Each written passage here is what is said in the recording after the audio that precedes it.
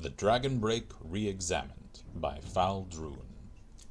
The late Third Era was a period of remarkable religious ferment and creativity. The upheavals of the reign of Uriel VII were only the outward signs of the historical forces that would eventually lead to the fall of the Septim dynasty. The so-called Dragon Break was first proposed at this time by a wide variety of cults and fringe sects across the empire, connected only by a common obsession with the events surrounding Tiber Septim's rise to power, the founding myth, if you will, of the Septim dynasty. The basis of the Dragon Break doctrine is now known to be a rather prosaic error in the timeline printed in the otherwise authoritative Encyclopedia Tambrielica, first published in Third Era 12, during the early years of Tiber Septim's reign. At that time, the archives of Alinor was still inaccessible to human scholars, and the extant records from the Alessian period were extremely fragmentary. The Alessians had systematically burned all the libraries they could find, and their own records were largely destroyed during the War of Righteousness. The author of the Encyclopedia Tambrielica was apparently unfamiliar with the Alessian year, which their priesthood used to record all dates.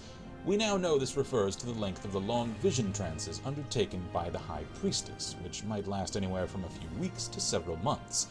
Based on analysis of the surviving trance scrolls, as well as murals and friezes from Alessian temples, I estimate that the Alessian order actually lasted only about 150 years, rather than the famous 1008 years given by the Encyclopedia Tambrielica.